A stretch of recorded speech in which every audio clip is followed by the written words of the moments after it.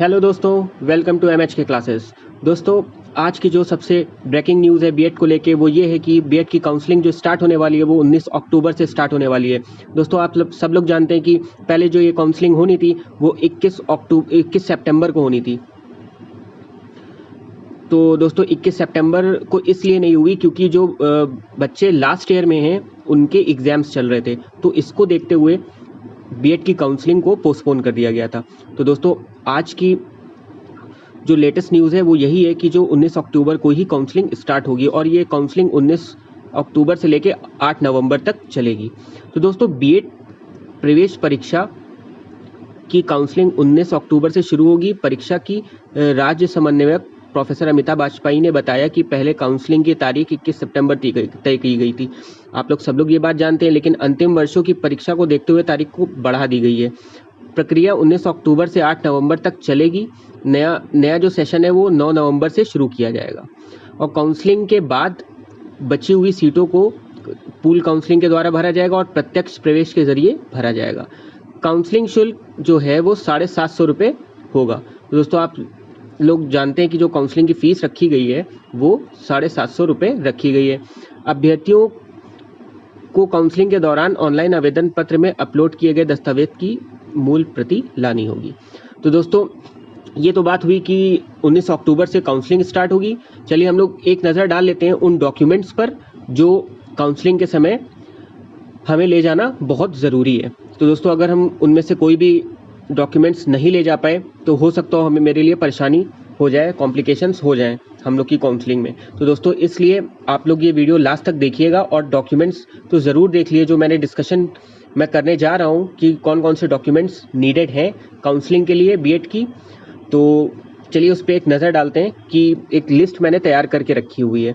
तो दोस्तों, इस लिस्ट की अगर आप लोग को पीडीएफ चाहिए तो आप लोग मेरे टेलीग्राम चैनल पर जाकर वहाँ से डाउनलोड कर सकते हैं और लिंक मैंने डिस्क्रिप्शन में दे रखा है। तो दोस्तों, चलिए हम लोग एक नज़र डालते हैं उस लिस्ट पर जो डॉक्यूमेंट्स ज़रूरी हैं हमारी बीएड की काउंसलिंग में। तो दोस्तों, बीएड काउंसलिंग जो 2020 है उसमें जो documents required at the time of counselling है वो कुछ इस प्रकार हैं कि जो पहला है दोस्तों वो 10th क्लास की मार्कशीट और सर्टिफिकेट है। ये बात आप लोग सब लोग जानते हैं कि ये तो होना ही होना मस्ट है कि 10th की जो क्लास की मार्कशीट है और सर्टिफिकेट आप जानते हैं कि साथ में मार्कशीट के अलावा जो एक मिलता है वो हमारा सर्टिफिकेट होता है। किसी पे माइग्रेशन सर्टिफिकेट लिखा होता है, किसी पे या कुछ और लिखा होता है, लेकिन सर्टिफिकेट लिखा होता है। तो दोस्तों, ये ध्यान रखिएगा कि मार्कशीट के साथ साथ वो सर्टिफिकेट भी आप लोगों को वहाँ पे ले जाना है। और इसी तरीके से 12th क्लास की जो मार्कशीट है और जो सर्टिफिकेट है वो हमें अपने साथ रखना है, ओरिजिनल रखना है, हमें मूल प्रति बोली गई है दोस्तों। तो अब बेहतर ये होगा कि आप लोग ज़ेरॉक्स भी रखें, एक सेट ज़ेरॉक्स का रखें और बाकी जो पूरा एक सेट है वो तो आप अपना ओरिजिनल लेके जाएंगे ही जाएंगे।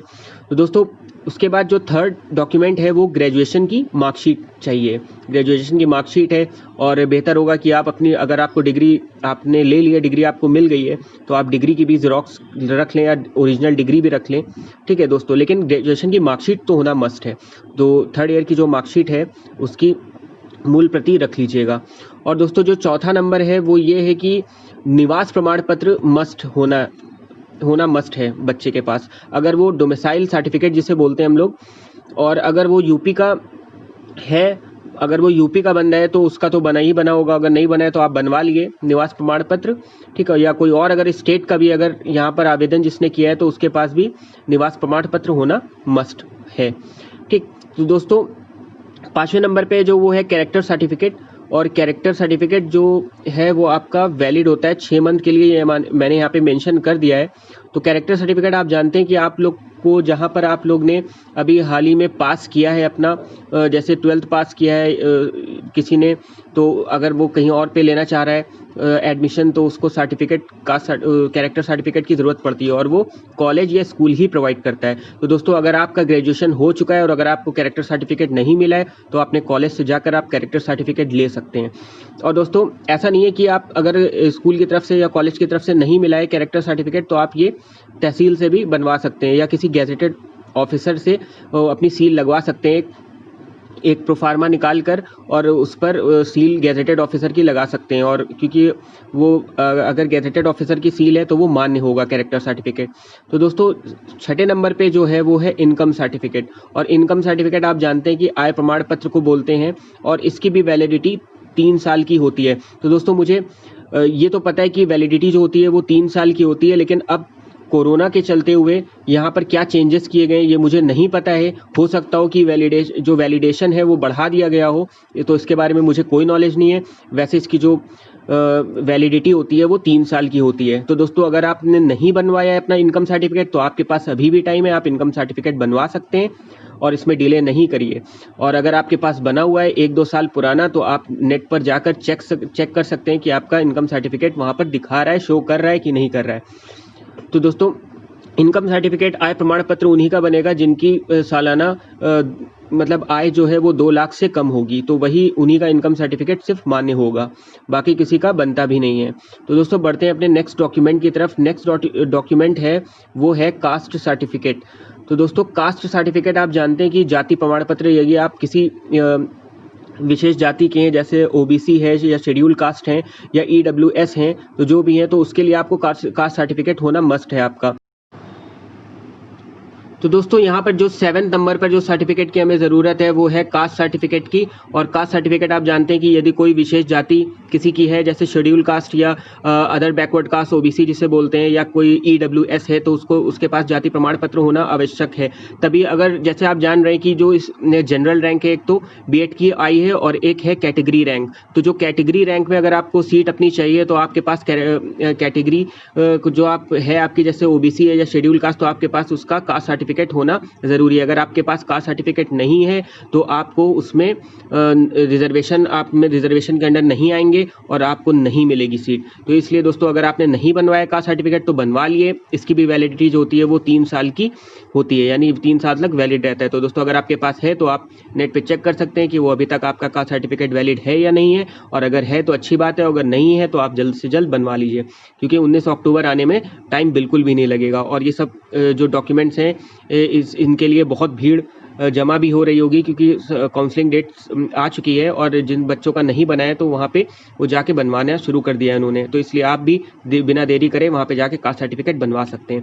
नेक्स्ट है आपका आधार कार्ड। आधार कार्ड होना आपका ओरिजिनल मस्ट है, ठीक है। तो आधार कार्ड आपके लेके जाइए, क्योंकि आपकी एक आइडेंटिटी भी होना ज़रूरी है, आइडेंटिटी प्रूफ। तो आधार कार्ड उसको एज अ प्रूफ ले जाएंगे, ठीक है। मैंडेटरी है आधार कार्ड। और एडमिट कार्ड दोस्तों जब आपने एग्जाम दिया होगा तो एडमिट कार्ड आप ले गए होंगे, उसी तरीके से एडमिट कार्ड आपको काउंसलिंग के टाइम पर भी ले जाना है। और एडमिट कार्ड की आपने अगर सॉफ्ट कॉपी अपने लैपटॉप या फ़ोन पे से अगर सेव कर रखी है तो उसको जाके प्रिंट करवा लीजिएगा और उसकी हॉट कॉपी लेके जाना है। तो एडमिट कार्ड रखना ना भूलिएगा बिल्कुल। और 10th नंबर पे जो है वो एप्लीकेशन फॉर्म प्रिंट।